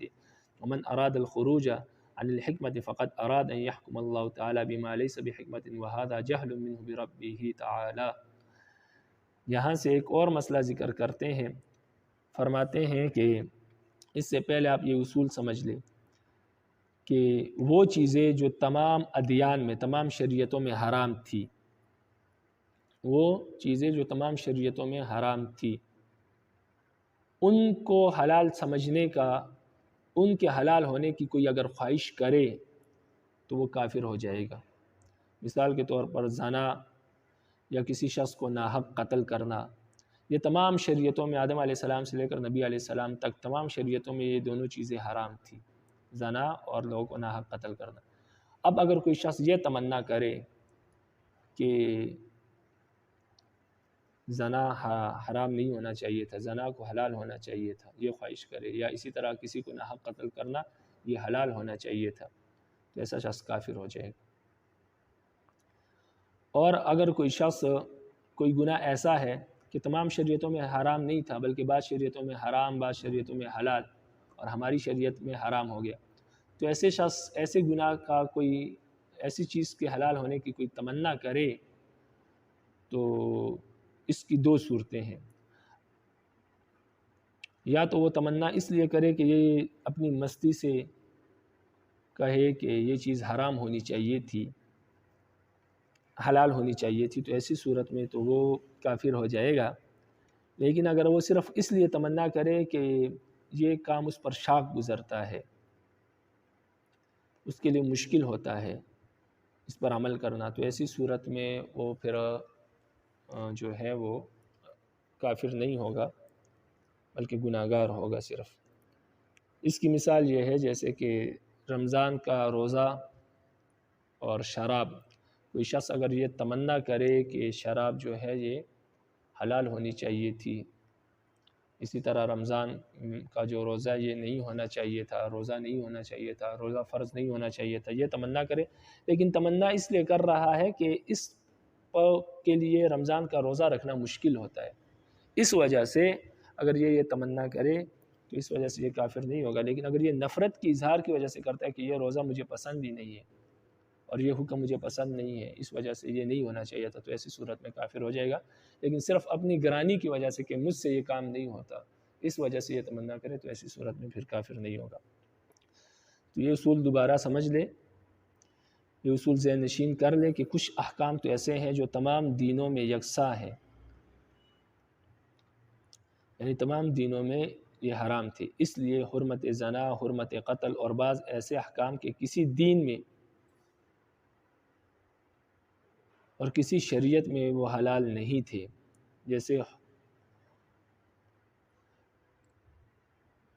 جیسے زنا اور قتل وغیرہ، اور بعض احکام ایسے ہیں کہ بعض شریعتوں میں تو وہ حلال تھے اور بعض شریعتوں میں حرام، جیسے کہ شراب اور رمضان کے روزے کی فرضیت، یہ بعض شریعتوں میں یہ احکام تھے، بعض میں نہیں تھے۔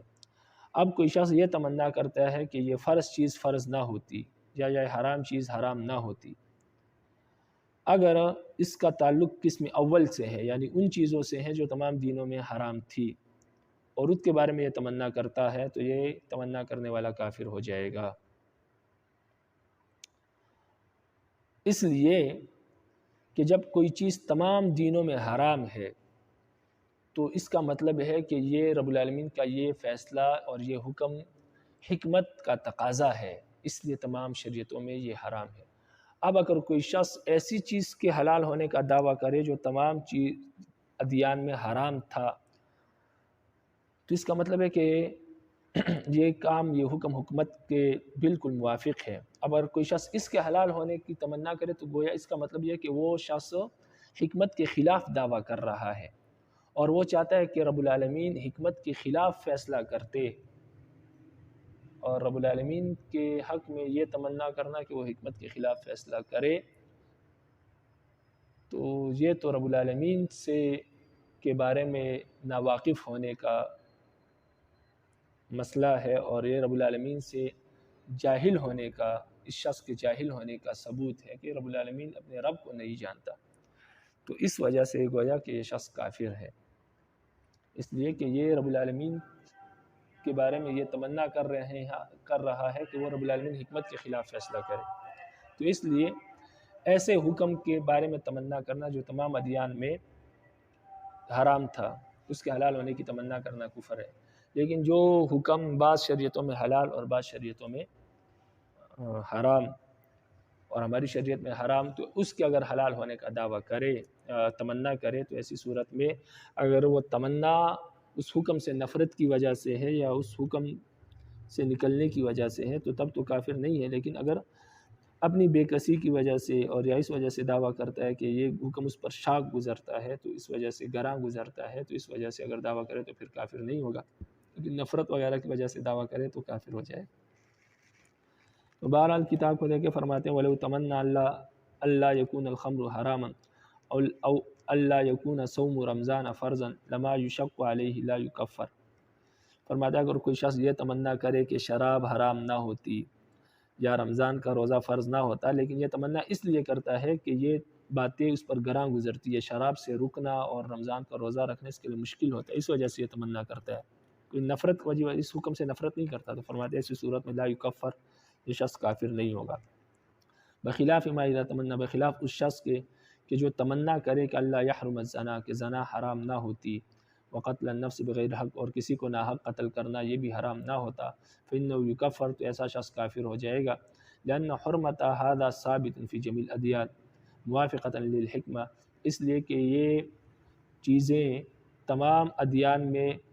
ان کا حرام ہونا ثابت ہے، اور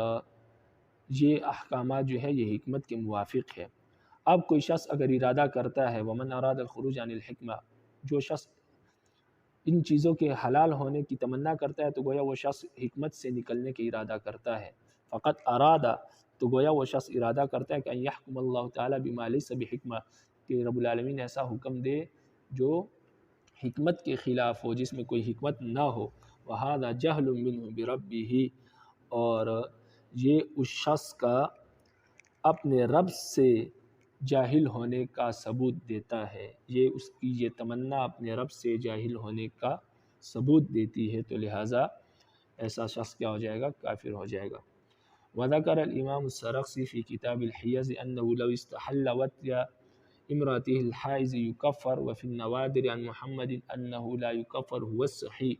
وفی استحلال اللواتت بامرأته لا یکفر علی الاصح۔ یہاں سے دو متضاد اقوال ذکر کر رہے ہیں۔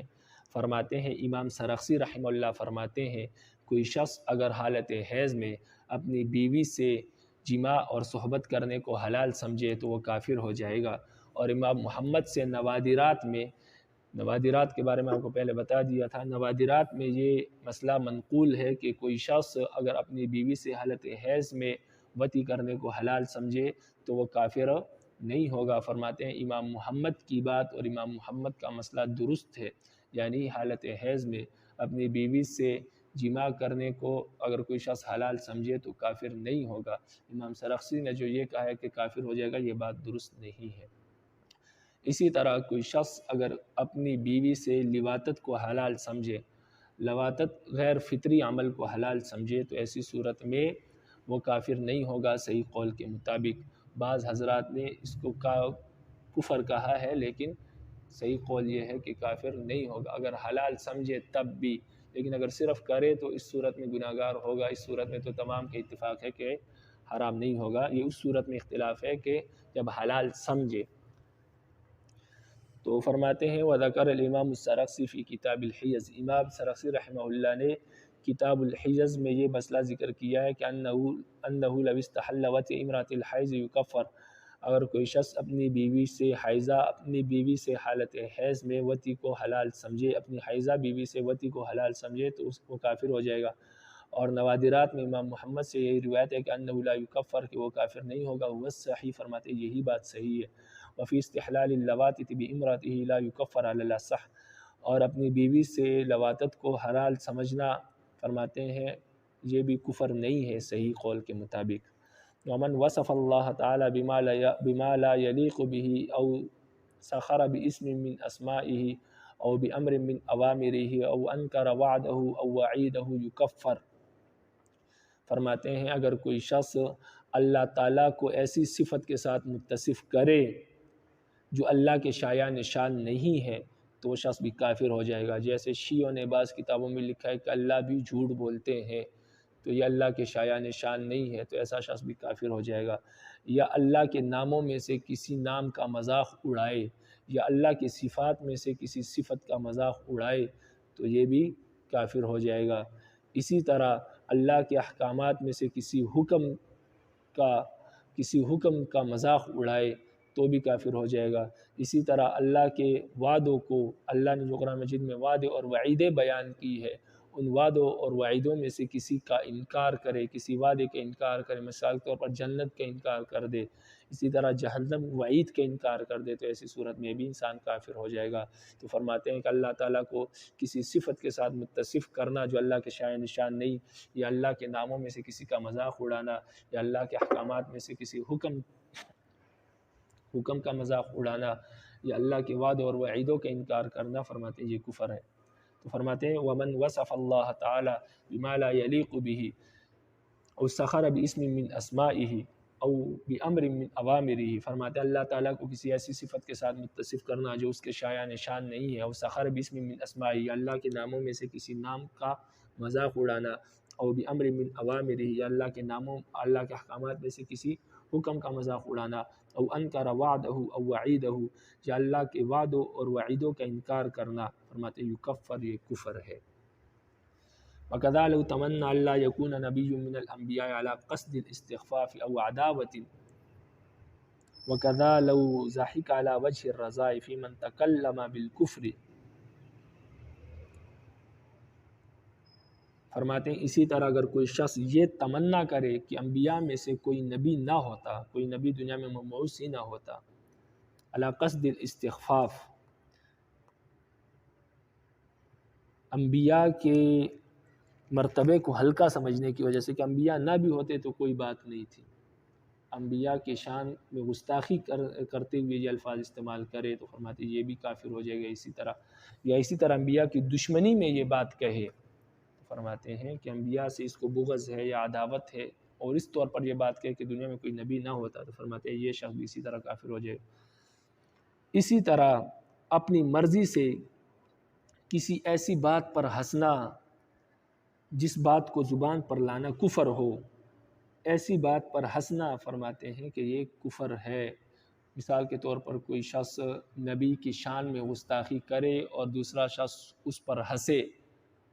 تو فرماتے ہیں اگر کسی کلمہ کفر پر ہنسنا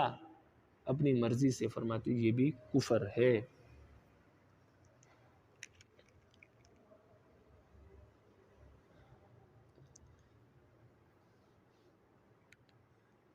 یعنی کوئی شخص اگر کلمہ کفر کہے اور وہ کلمہ کفر اس کو اچھا لگے اور اس پر یہ ہنسے مسکرائے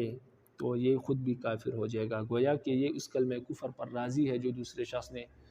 کہا ہے۔ یعنی مثال کے طور پر کسی کے سامنے کوئی شخص کسی نبی کی گستاخی کرے اور یہ اس پر ہنسے، تو اس کا یہ مطلب ہے کہ جو گستاخی کر رہا ہے وہ تو کافر ہے، لیکن یہ شخص جو ہے جب ہنس رہا ہے اس کی گستاخی پر، تو گویا اس کا مطلب یہ ہے کہ یہ اس کے گستاخی پر راضی ہے، یہ اس سے خوش ہے، گویا یہ بھی کافر ہے۔ فرماتے ہیں اسی طرح وَكَذَا لَوْ جَلَسَ عَلَى مَكَانٍ مُرْتَفٍ، کوئی شخص اگر کسی اونچی جگہ پر بیٹھا ہوا ہے اور اس کے ارد گرد جماعت موجود ہے، بہت سے لوگ موجود ہیں، اور وہ اس سے مسائل پوچھتے ہیں اور پھر ہنستے ہیں آپس میں اور ایک دوسرے کو تکیے مارتے ہیں، تو فرماتے ہیں کہ یہ سارے کے سارے کافر ہو جائیں گے، اس لیے کہ یہ شریعت کا مذاق اڑا رہے ہیں، شریعت کے مسائل پوچھ کر پھر اس پر ہنسنا، اس کا مذاق اڑانا، تو فرماتے ہیں کہ شریعت کا مذاق اڑانا، پھر ایک دوسرے کو تکیے مارنا اور شریعت کے مسائل کا مذاق اڑانا، گویا کہ یہ علماء کا اور صحابہ اور نبی علیہ السلام کی مجلس کا گویا مذاق اڑا رہے ہیں، کیونکہ وہ لوگ اس طرح بیٹھ کر مسئلے پوچھا کرتے تھے، اور اسی طرح علماء جو ہے اس طرح بیٹھ کر ایک دوسرے سے مسئلے پوچھتے ہیں، مسئلے سکھاتے ہیں، تو گویا اگر کوئی شخص علماء کی طرح یا صحابہ کی طرح ہیت بنائے اور بیٹھ جائے اور پھر مسائل پوچھے اور پھر ان مسائل کا مذاق اڑائے اور ایک دوسرے کو تکیے مارے اور ہنسے، تو ایسی صورت میں بھی یہ کفر ہو جائے، یہ بھی کافر ہو جائیں گے سارے کے سارے، اس لیے کہ یہ لوگ شریعت کا مذاق اڑا رہے ہیں۔ تو فرماتے ہیں وَكَذَا لَوْ تَمَنَّى أَلَّا يَكُونَ نَبِيٌّ مِّنَ الْأَنْبِيَاءِ عَلَى قَصْدِ اسْتِخْفَافٍ، فرماتے ہیں کہ اسی طرح اگر کوئی شخص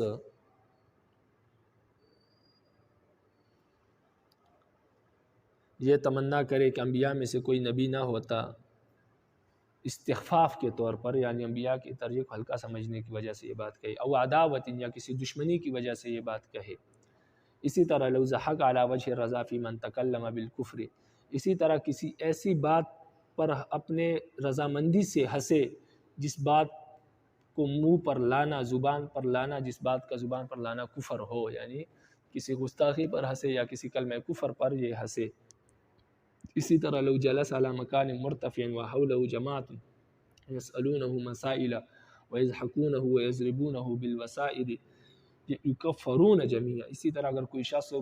بلند جگہ پر بیٹھا ہوا ہے اور اس کے ارد گرد ایک جماعت بیٹھی ہے اور وہ اس سے مسائل پوچھتے ہیں اور پھر وہ اس کے مسائل پر ہنستے ہیں سارے لوگ اور اس کو تکیے مارتے ہیں، تو فرماتے ہیں یہ سارے کے سارے کافر ہو جائیں گے۔ گویا کہ یہ اس عالم کا مذاق اڑا رہے ہیں، اس مسائل بتانے والے کا مذاق اڑا رہے ہیں، یعنی وہ شخص مسائل بتا رہا ہے اور یہ لوگ اس کے مسائل پر ہنس رہے ہیں، ان کے مسائل پر، اس کے مسائل بتانے پر ہنس رہے ہیں، اس کا مذاق اڑا رہے ہیں اور اس کو تکیے مار رہے ہیں، تو گویا یہ شریعت کا مذاق اڑا رہے ہیں، یہ صرف اس عالم کا مذاق نہیں اڑا رہے، یہ شریعت کا مذاق اڑا رہے، اس وجہ سے سارے کے سارے کافر ہو جائیں گے۔ فرماتے آگے فرماتے وَلَوْ كَذَا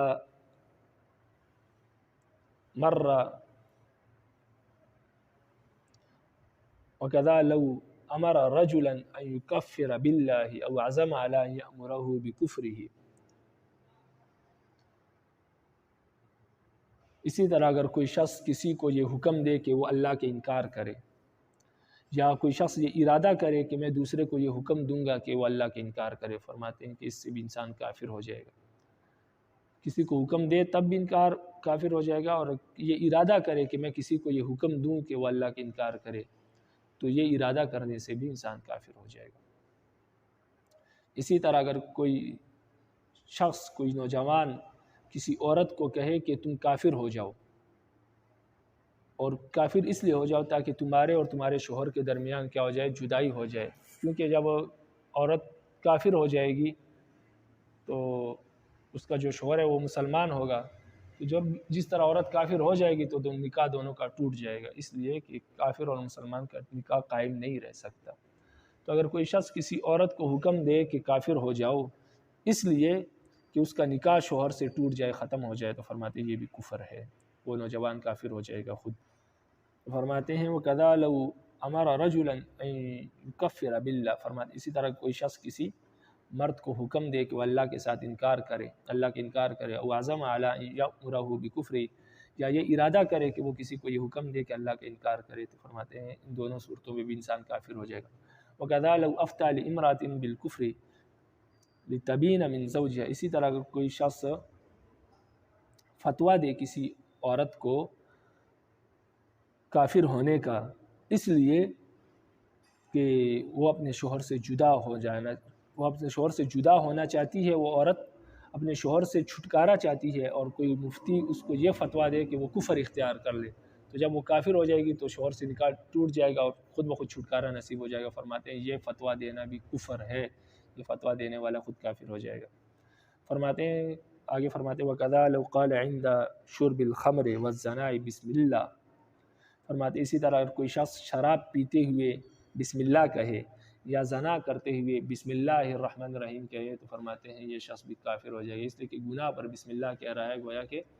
شریعت کا مذاق اڑا رہا ہے، اور یہ بھی کافر ہو جائے گا۔ فرماتے وَكَذَا لَوْ قَالَ عِنْدَ شُرْبِ الْخَمْرِ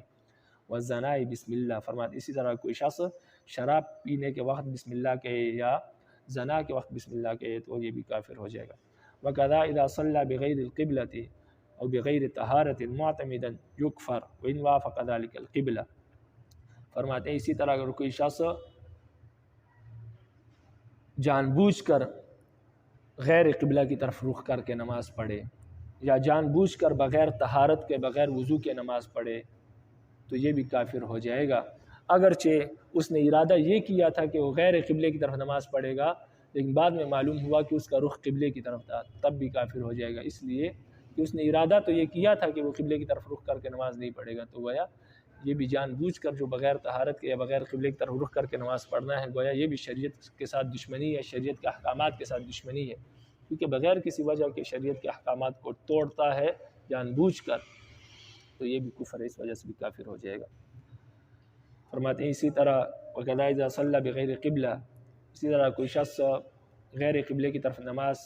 غیر قبلے کی طرف رخ کر کے نماز پڑھے بغیر طہارت معتمدن، یا بغیر طہارت کے نماز پڑھے معتمدن، اور یہ کام جان بوجھ کر کرے، یعنی غیر قبلے کی طرف رخ کرنا اور بغیر طہارت کے نماز پڑھنا یہ جان بوجھ کر اس طرح کرے، فرماتے ہیں یکفر، کافر ہو جائے گا، وَإِنْ وَافَقَ ذَلِكَ الْقِبْلَةَ، اگرچہ بعد میں معلوم ہو کہ اس کا یہ رخ قبلے کی طرف ہی تھا۔ وَكَذَلِكَ أَطْلَقَ كَلِمَةَ الْكُفْرِ اسْتِخْفَافًا لَا اعْتِقَادًا إِلَى غَيْرِ ذَلِكَ